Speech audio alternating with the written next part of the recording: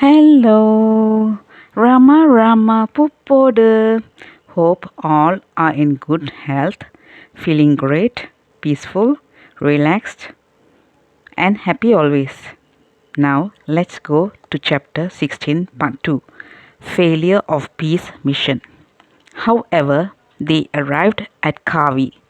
The Banya traced his steps directly to the courtyard of a small thatched house near the railway station.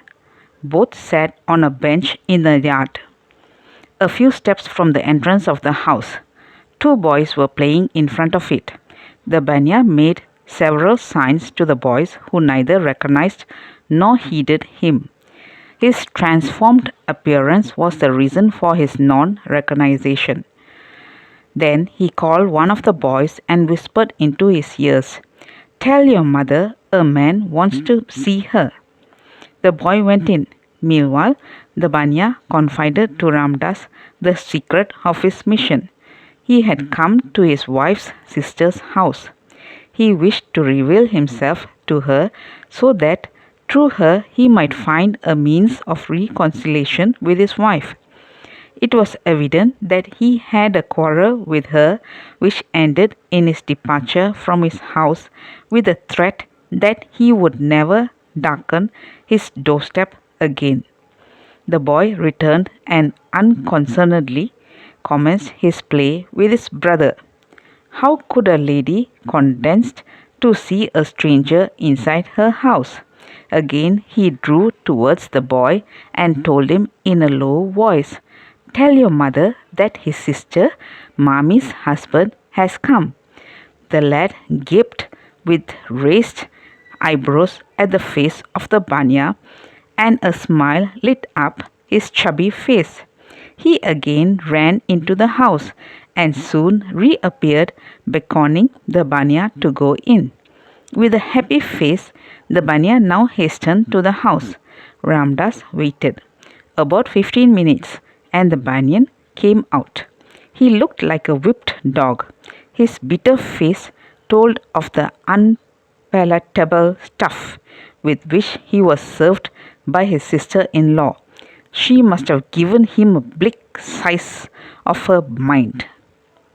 The burning lashes of her tongue had charred and wrinkled his face. Her tongue cuts like a razor. Bah! A woman's tongue, he exclaimed knowingly. Then he added, "Maharaj, I have got it now. I am not fitted for a family life.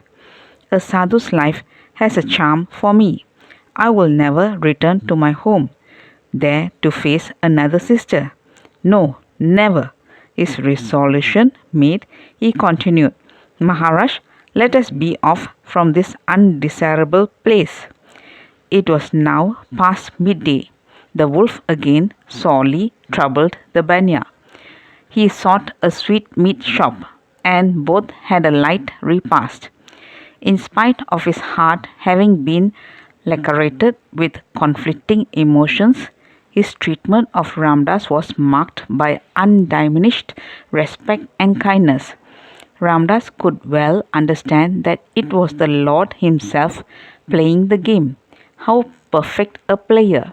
When night approached, they sought refuge in a dharmashala, but it was so fully crowded that there was no room for them. They came out. The moon was up in the heavens. Its cool and soft rays illuminated the retiring world. It flooded the vast railway yard with its genial effulgence. Ramdas went towards it, followed by the Banya, and crossing the gate, they entered the yard.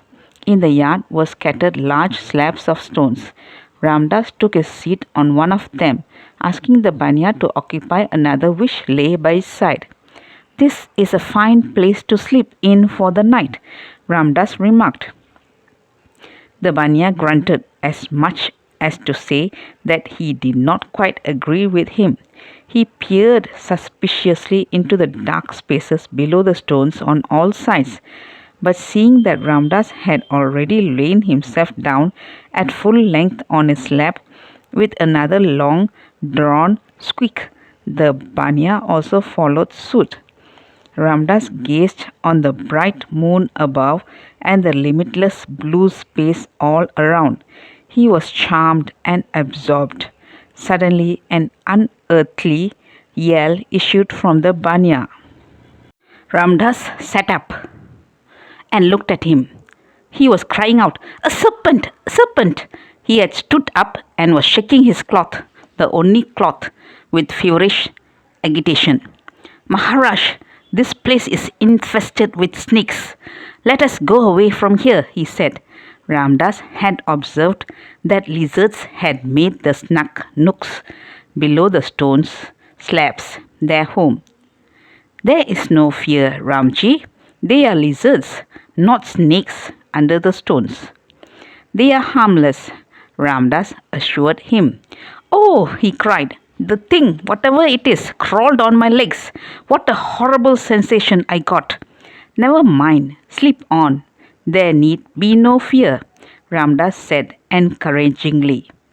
Finding Ramdas was in no mood to leave the place, he coiled himself on the stone, covering his body fully from head to foot with the cloth. During the night, he started in his sleep twice with a cry of fright.